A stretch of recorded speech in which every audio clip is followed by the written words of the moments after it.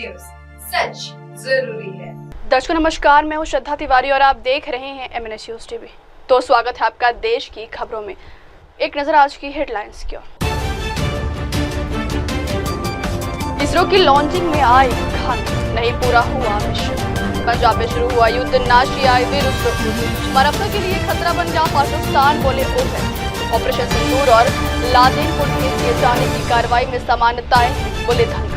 चिनाब नदी पर बकलिहार डैम के सभी गेट बंद, सलाल डैम का एक गेट खोला। तो खबरें विस्तार से। इसरो की लॉन्चिंग में आई खामी, नहीं हुआ पूरा मिशन। भारतीय अंतरिक्ष अनुसंधान संगठन ने आंध्र प्रदेश के श्रीहरिकोटा में PSLV C61 की लॉन्चिंग की, जो EOS-09 को SSPO कक्षा में ले जाने वाला था, लेकिन इसरो को इस मिशन में सफलता नहीं मिली। EOS-09 EOS-04 का ही एक दोहरा उपग्रह है, जिसे परिचालन अनुप्रयोगों में लगे उपयोगकर्ता समुदाय के लिए सुदूर संवेदन डेटा सुनिश्चित करने और अवलोकन की आवृत्ति में सुधार करने के मिशन उद्देश्य से डिजाइन किया गया। इसरो में सोशल मीडिया मंच X पर लिखा है कि आज 101वां प्रक्षेपण प्रयास किया गया है। PSLV C61 का प्रदर्शन दूसरे चरण तक सामान्य रहा है। तीसरे चरण में अवलोकन के कारण मिशन पूरा नहीं हो सका। इसरो प्रमुख V नारायणन ने रविवार को प्रक्षेपण के बाद वैज्ञानिक को संबोधित करते हुए कहा है कि भारतीय अंतरिक्ष अनुसंधान संगठन ने EOS-09 उपग्रह के तीसरे चरण के दौरान तकनीकी समस्याओं का पता लगाया, जिसके कारण वे मिशन पूरा नहीं कर सके। इसरो अध्यक्ष ने कहा, तीसरे चरण के कामकाज के दौरान हम एक अवलोकन देख रहे हैं और मिशन पूरा नहीं हो सका। विश्लेषण के बाद हम वापस आएंगे। यह इसरो की 101वीं वही लॉन्चिंग थी जिसमें उन्होंने पृथ्वी की परिक्रमा करने वाले उपग्रह को लॉन्च किया, जिसे EOS-09 के रूप में भी जाना जाता है, जिसे सूर्य तुल्यकालिक ध्रुवीय कक्षा में रखा जाना था। भारतीय अंतरिक्ष अनुसंधान संगठन ने आंध्र प्रदेश के श्रीहरिकोटा में PSLV C61 की लॉन्चिंग की, जो EOS-09 को SSPO कक्षा में ले जाने वाला था, लेकिन इसरो को इस मिशन में सफलता नहीं मिली। EOS-09 EOS-04 का ही एक दोहरा उपग्रह है, जिसे परिचालन अनुप्रयोगों में लगे उपयोगकर्ता समुदाय के लिए सुदूर संवेदन डेटा सुनिश्चित करने और अवलोकन की आवृत्ति में सुधार करने के मिशन उद्देश्य से डिजाइन किया गया। इसरो में सोशल मीडिया मंच X पर लिखा है कि आज 101वां प्रक्षेपण प्रयास किया गया है। PSLV C61 का प्रदर्शन दूसरे चरण तक सामान्य रहा है। तीसरे चरण में अवलोकन के कारण मिशन पूरा नहीं हो सका। इसरो प्रमुख V नारायणन ने रविवार को प्रक्षेपण के बाद वैज्ञानिक को संबोधित करते हुए कहा है कि भारतीय अंतरिक्ष अनुसंधान संगठन ने EOS-09 उपग्रह के तीसरे चरण के दौरान तकनीकी समस्याओं का पता लगाया, जिसके कारण वे मिशन पूरा नहीं कर सके।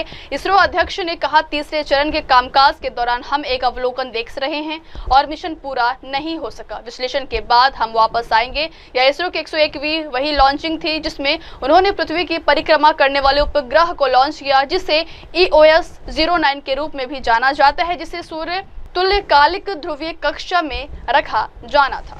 भारतीय अंतरिक्ष अनुसंधान संगठन ने आंध्र प्रदेश के श्रीहरिकोटा में PSLV C61 की लॉन्चिंग की, जो EOS-09 को SSPO कक्षा में ले जाने वाला था, लेकिन इसरो को इस मिशन में सफलता नहीं मिली। EOS-09 EOS-04 का ही एक दोहरा उपग्रह है, जिसे परिचालन अनुप्रयोगों में लगे उपयोगकर्ता समुदाय के लिए सुदूर संवेदन डेटा सुनिश्चित करने और अवलोकन की आवृत्ति में सुधार करने के मिशन उद्देश्य से डिजाइन किया गया। इसरो में सोशल मीडिया मंच X पर लिखा है कि आज 101वां प्रक्षेपण प्रयास किया गया है। PSLV C61 का प्रदर्शन दूसरे चरण तक सामान्य रहा है। तीसरे चरण में अवलोकन के कारण मिशन पूरा नहीं हो सका। इसरो प्रमुख V नारायणन ने रविवार को प्रक्षेपण के बाद वैज्ञानिक को संबोधित करते हुए कहा है कि भारतीय अंतरिक्ष अनुसंधान संगठन ने EOS-09 उपग्रह के तीसरे चरण के दौरान तकनीकी समस्याओं का पता लगाया, जिसके कारण वे मिशन पूरा नहीं कर सके। इसरो अध्यक्ष ने कहा, तीसरे चरण के कामकाज के दौरान हम एक अवलोकन देख रहे हैं और मिशन पूरा नहीं हो सका। विश्लेषण के बाद हम वापस आएंगे। यह इसरो की 101वीं वही लॉन्चिंग थी जिसमें उन्होंने पृथ्वी की परिक्रमा करने वाले उपग्रह को लॉन्च किया, जिसे EOS-09 के रूप में भी जाना जाता है, जिसे सूर्य तुल्यकालिक ध्रुवीय कक्षा में रखा जाना था। Yes, this was slightly unfortunate, but I do not like to use the term failure. The reason being, every launch is a learning process. And this is also, yes, we assume that there was some problem in the third stage, the solid stage, which is supposed to burn for, I think, 113.5 seconds or something. And that is why we couldn't put the EOS 9 onto space. Now, this is our 101st launch. And we have had a remarkable success. If you see all other countries, they have had many failures. For ours has been the minimum. Now, the reason, a little bit about the EOS, during Op Sindoor, our space assets have been a very big help. You could get the space photographs and all.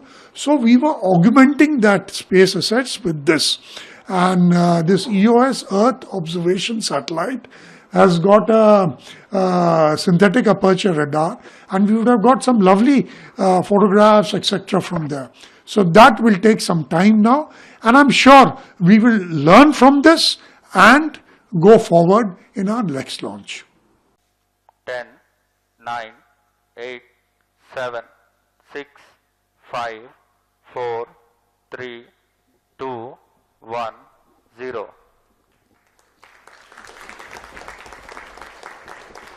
Plus 5 seconds. Lift off normal.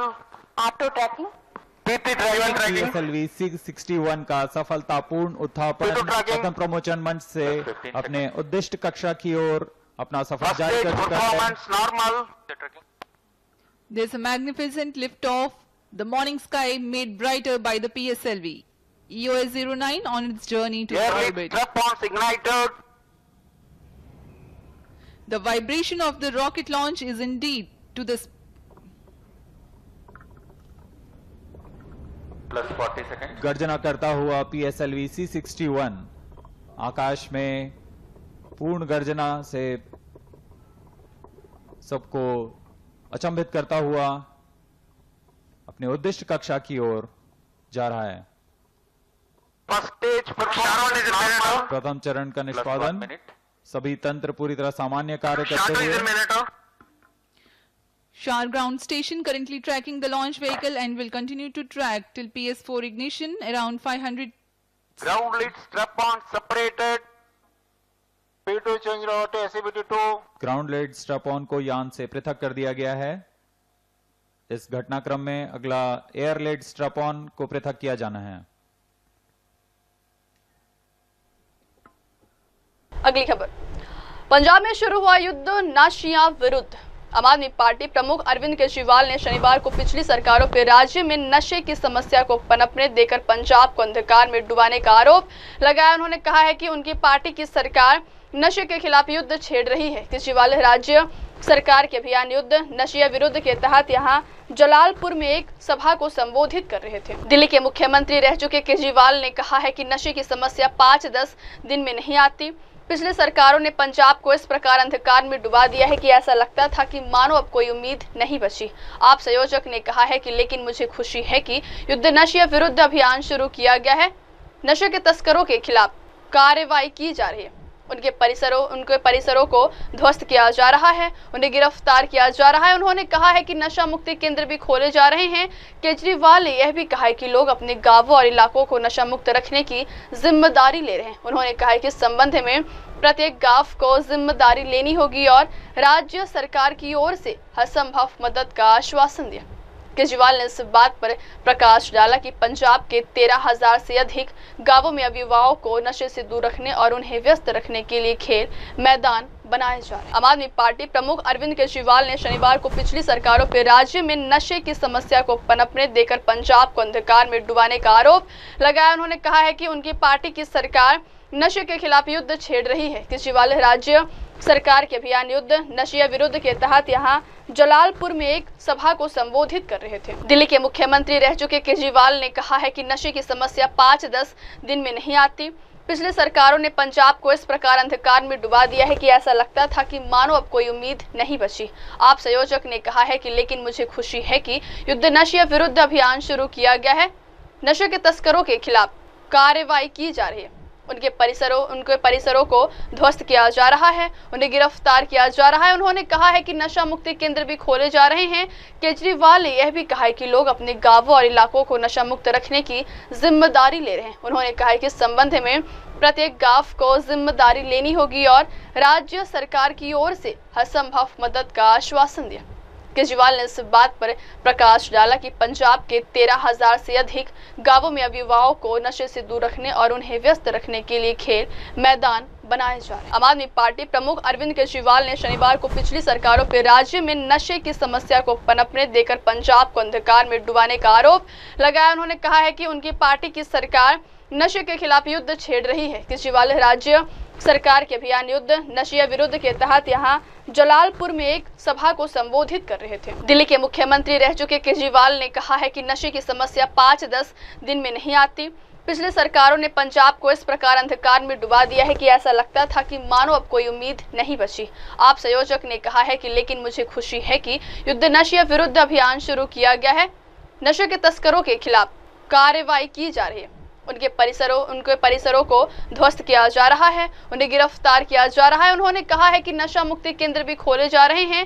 Kejriwal ने यह भी कहा है कि लोग अपने गांवों और इलाकों को नशा मुक्त रखने की जिम्मेदारी ले रहे हैं। उन्होंने कहा है कि इस संबंध में प्रत्येक गांव को जिम्मेदारी लेनी होगी और राज्य सरकार की ओर से हर संभव मदद का आश्वासन दिया।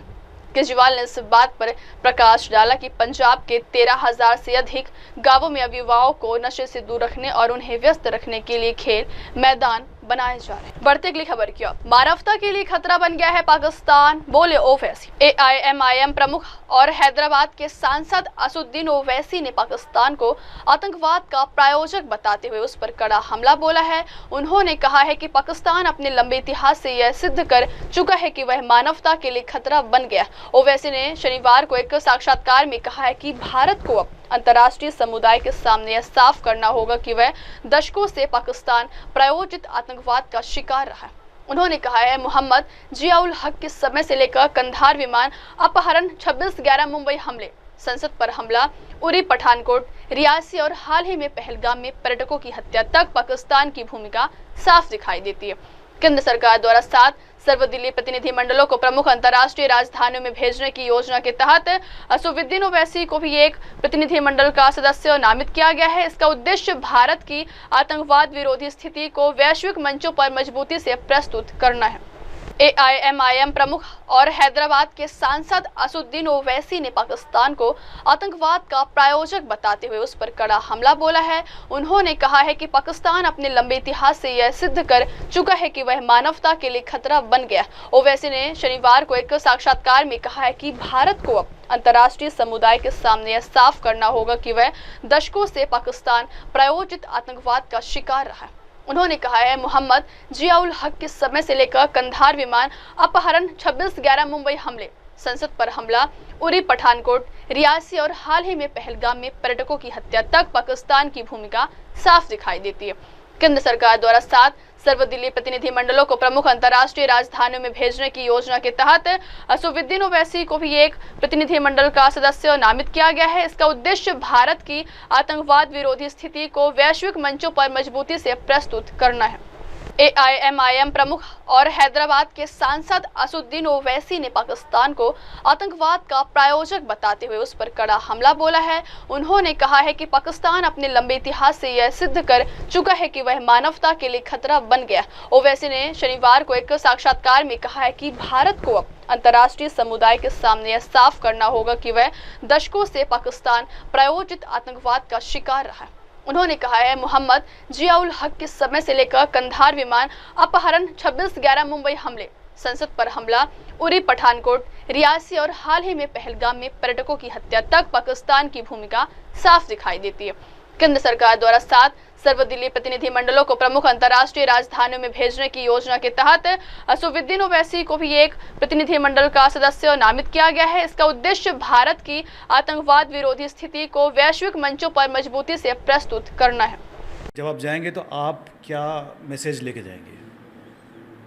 नहीं, मैसेज तो जो भारत सरकार का मैसेज है कि भारत पाकिस्तान स्पॉन्सर टेररिज्म का एक बहुत बड़ा विक्टिम रहा है, और हम और आप बल्कि पूरा देश देख रहा है कि बरसों से हम लोग पाकिस्तान स्पॉन्सर टेररिज्म के शिकार रहे हैं। जनरल ज़ियाउल हक़ के ज़माने से जब ऑपरेशन ब्रास टैक्स से सब तमाशा चल रहा है, क़त्ल गारतगिरी हो रही है, तो वो एक बताना पड़ेगा। फिर खंदार का प्लेन का हाईजैक भी है, हमको छोड़ना पड़ा उन जालिमों को। फिर 26/11 का वाक़या है, पठानकोट है, पार्लियामेंट अटैक है, उरी है, पिछले साल रीसी में वैष्णो देवी के पास 7 टूरिस्ट को मार दिया गया था, फिर अब ये पहलगाम हुआ है। तो ये तो ये लोग ख़तरा बन चुके हैं ना ह्यूमैनिटी को, जो भारत में ऐसे टेररिस्ट को भिजा रहे हैं ट्रेन करके, उनको फाइनेंस करके, हथियार देकर। तो ये बात रहेगी, बट ये तो मैं अपनी तरफ से कह रहा हूँ। अब जाहिर है हम लोगों को जब नहीं मालूम कौन से ग्रुप में मुझे रखेंगे, क्या चेयरमैन होगा, कौन चेयरमैन होंगे, बातचीत जब होगी जी तो बहुत से उसमें चीज़ें होंगी जो अभी मुझे नहीं मालूम, मगर जो भी होगा एक बार भारत का तो पक्ष रखना पड़ेगा ताकि उनको मालूम भी हो सके। और दूसरा मैं समझता हूँ कि इम्पॉर्टेंट ये है कि जिस किसी ग्रुप में मुझे भिजाएंगे वहाँ पर ये बताना ज़रूरी है कि सिर्फ पाकिस्तान जो प्रोजेक्ट कर रहा है कि देखिए मुसलमान देश है हम लोग, इस्लाम है, ये सब बकवास है। भारत में ख़ुद 20 करोड़ के करीब मुसलमान रहते हैं, तो ये भी तो एक बताने की ज़रूरत है जी।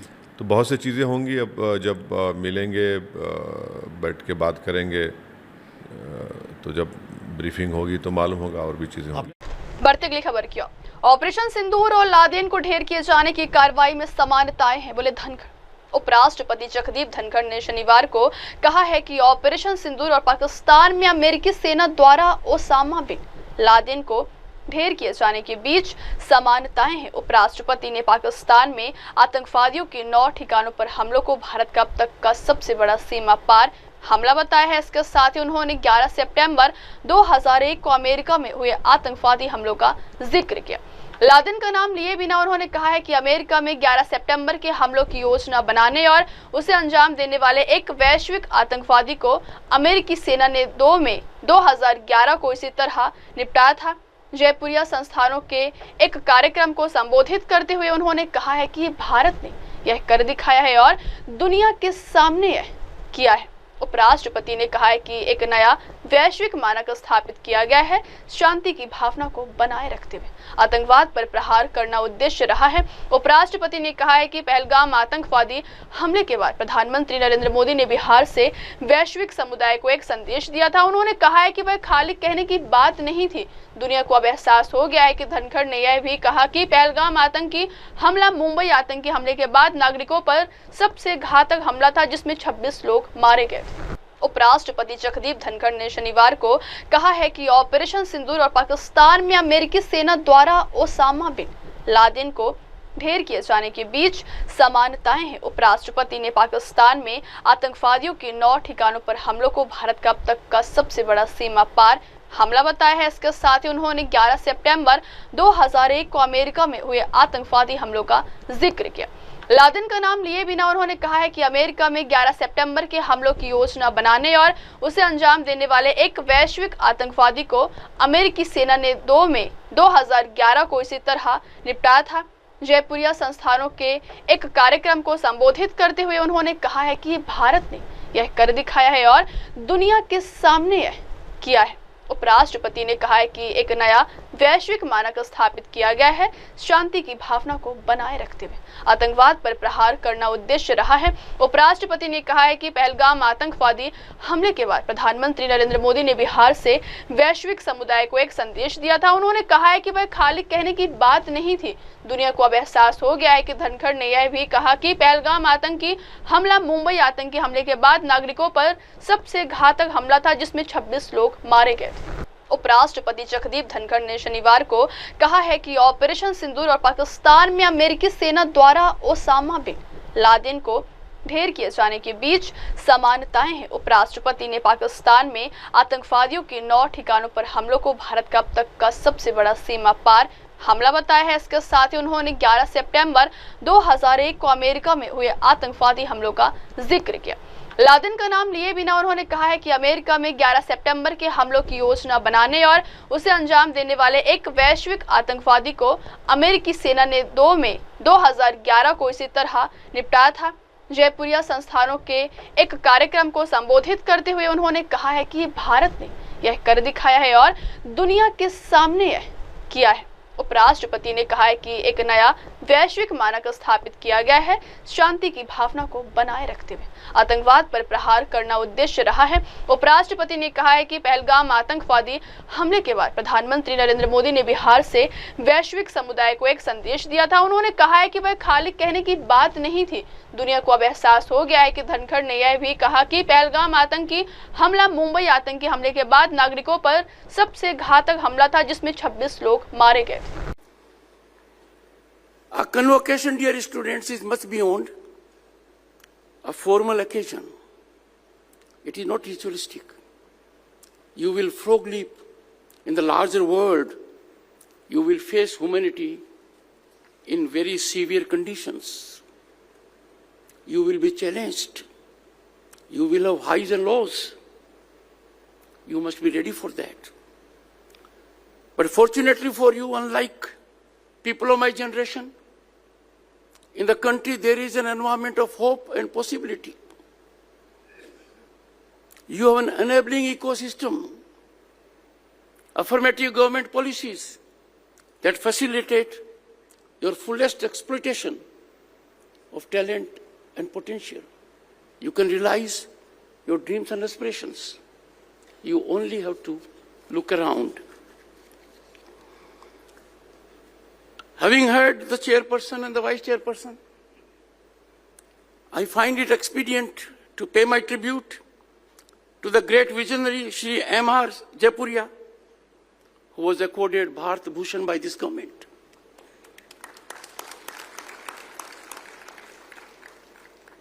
His foresight and commitment established firm foundations and bedrock on which this institution now stands.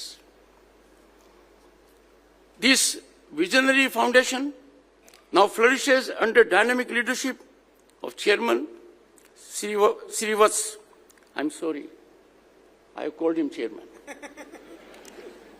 Ladies and gentlemen, boys and girls, it is not slip of the tongue. And I am sure this seamless transition will take place.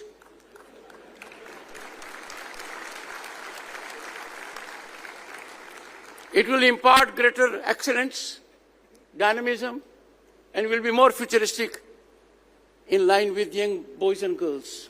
बढ़ते अगली खबर क्यों?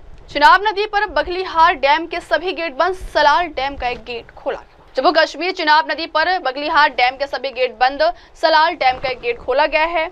चिनाब नदी पर राम बांध के बघलीहार जल विद्युत परियोजना बांध के फिलहाल सभी द्वार बंद हैं। यह घटनाक्रम क्षेत्र में जलस्तर की चल रही है निगरानी के बीच हुआ है। इसके अलावा रियासी जिले में चिनाब नदी पर बने सलाल बांध के द्वार भी बंद कर दिए गए थे। शुक्रवार की सुबह बांध के एक द्वार को संभवतः बढ़े हुए जलस्तर के कारण ओवरफ्लो को नियंत्रित करने के लिए खोला गया था। दरअसल जम्मू एवं कश्मीर में भारी वर्षा के कारण बाढ़ आने की आशंका के कारण 8 मई को बघलीहार बांध के द्वार खोल दिए गए थे। शत्रुता समाप्त करने के समझौते पर पहुंचने के बावजूद भारत सरकार सिंधु जल संधि पर अपना रुख बनाए हुए हैं, जो अभी भी स्थगित है। पहलगाम आतंकी हमले के बाद इस संधि को निलंबित कर दिया गया था। सिंधु प्रणाली में मुख्य सिंधु नदी, झेलम, चिनाब, रावी, व्यास और सतलुज शामिल है। इस बेसिन का पानी मुख्य रूप से भारत और पाकिस्तान के बीच है, जबकि चीन और अफगानिस्तान का थोड़ा हिस्सा इसमें है। भारत और पाकिस्तान के बीच 1960 में हस्ताक्षरित सिंधु जल संधि के तहत 3 नदियों अर्थात रावी और सतलुज और ब्यास का कुल जल, जिसका औसत लगभग 33 मिलियन एकड़ फीट है, भारत को विशेष उपयोग के लिए आवंटित किया गया था। जम्मू कश्मीर चिनाब नदी पर बगलीहार डैम के सभी गेट बंद, सलाल डैम का एक गेट खोला गया है। चिनाब नदी पर राम बांध के बगलीहार जल विद्युत परियोजना बांध के फिलहाल सभी द्वार बंद हैं। यह घटनाक्रम क्षेत्र में जलस्तर की चल रही है निगरानी के बीच हुआ है। इसके अलावा रियासी जिले में चिनाब नदी पर बने सलाल बांध के द्वार भी बंद कर दिए गए थे। शुक्रवार की सुबह बांध के एक द्वार को संभवतः बढ़े हुए जलस्तर के कारण ओवरफ्लो को नियंत्रित करने के लिए खोला गया था। दरअसल जम्मू एवं कश्मीर में भारी वर्षा के कारण बाढ़ आने की आशंका के कारण 8 मई को बगलीहार बांध के द्वार खोल दिए गए थे। शत्रुता समाप्त करने के समझौते पर पहुंचने के बावजूद भारत सरकार सिंधु जल संधि पर अपना रुख बनाए हुए हैं, जो अभी भी स्थगित है। पहलगाम आतंकी हमले के बाद इस संधि को निलंबित कर दिया गया था। सिंधु प्रणाली में मुख्य सिंधु नदी, झेलम, चिनाब, रावी, व्यास और सतलुज शामिल है।